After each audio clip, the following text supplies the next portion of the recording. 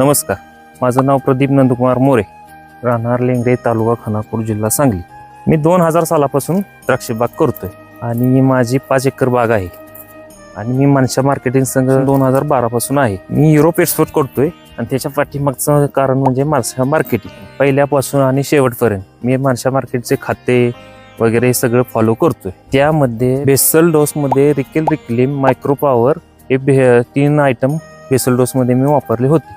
त्यानंतर सगळ्यात जास्त म्हणजे मी nitro click, phosco click, potash click हे वापर केल्यामुळे मला साईजला आणि लस्टरला आणि शुगरला फरक जाणवले आहे. खरं तर मनशा मार्केटिंग हा वरदानच आहे.